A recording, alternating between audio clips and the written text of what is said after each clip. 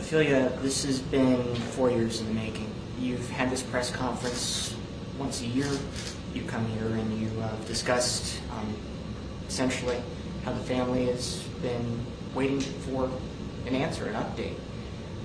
Is there anything that you can supply in terms of the family's reaction that after 4 years there is an update? The family is extremely grateful for the update. However, it is our position until Eric is in the United States, for us, that will be where we will celebrate once we see him here in the United States. Is there any statements or comments that the family has made in regards to their reaction to this update? I imagine they have been happy that there has been progress. Absolutely. The family is just very grateful that there's been progress, that he has been confirmed by Las Vegas Metropolitan Police Department that Eric Rangel is in custody in Mexico. And we are just waiting for him to be extradited to the United States, where we're very, very hopeful that he will face the punishment that he deserves for what he did. Was this something that you expected to happen? I know you've had these conferences pretty annually over the past 4 years. Was this good news, something that you expected? Absolutely. We've been fighting and fighting for 4 years now. And it feels good that we never gave up and that there was light at the end of the tunnel. What are the next steps? I know you can't go into the specifics, but as we hope for extradition and as we heard from Las Vegas Metropolitan Police, this to fall through, what are the next steps that you are seeing or expecting? We're expecting to see Eric in the United States very, very soon.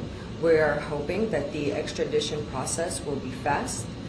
And next, we will be there every single court hearing, and we will be on top, carefully monitoring and watching and seeing how this case is going to progress.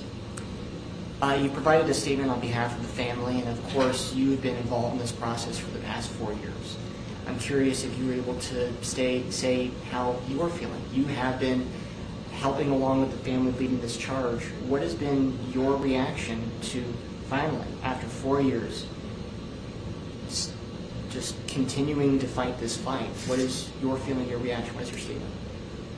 As the attorney for the family, I practice different areas of law. I practice personal injury, criminal defense, family law. I've been on every side, and this is what makes my job satisfying. This is what I live for. This is why I do it, and this is exactly why anyone, if you're ever in this situation, don't stop fighting.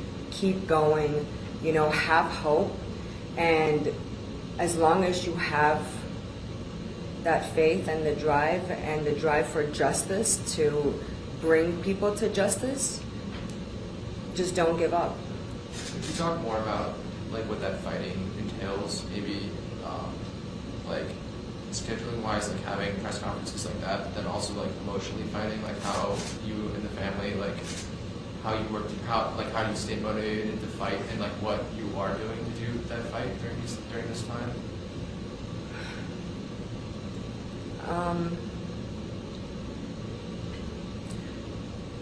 Personally, I had a belief. It is my belief that every single person will face justice one day.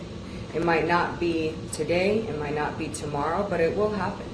It will be there, and for me, it was just, I couldn't stop. I had to keep going, and I had to keep the pressure and the contact and the information, and honestly, Leslie's story, Leslie's name alive.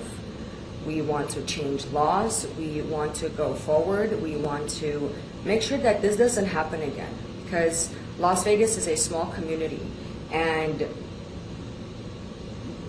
working on this case, I've honestly watched how great our community is and how everybody stayed together and actually supported us. I've had numerous people reach out with numerous ideas and things for the family. And it was very, very satisfying for us. And it was really nice to see that the community of Las Vegas came together and supported this family when they really, really needed it the most. You mentioned justice. Kind of what does justice look like for the Velasquez family? I can't really comment. Like, I can't say too much, you guys.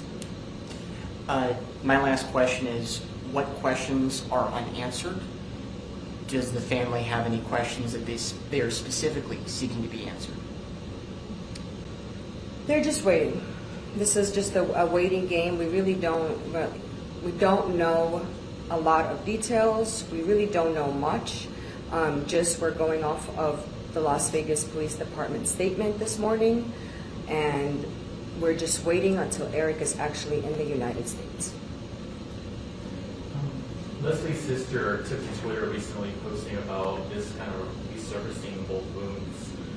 Any mention anything about that? And then in terms of extradition, kind of obviously you're dealing with Mexico, but what does that process look like, and kind of when could we expect to possibly see Ivan here? Honestly, I'm not a prosecutor, so I really can't comment on what the process looks like, but it is a process. But the key is to stay on top of it and to make sure that he is extradited to the United States as quickly as possible. Is there any questions that we didn't ask that you feel you want to answer? Just want to say thank you for everyone that's been following Leslie's story. Don't stop, there's more, and we're in this together. All set?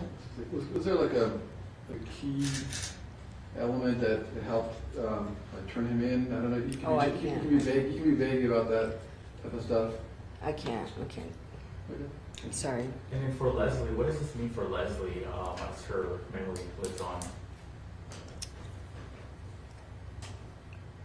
You guys, I can't say too much. I'm sorry. I mean, once he's here, I promise you, I will answer all your questions. Can you tell us when you were made aware that Ibarra was arrested? Well, I can't. Set? Okay. Made aware this morning. Made aware Press this morning? conference, yes. Wonderful. We're set? Good. We're good. Thank you, guys. Thank you.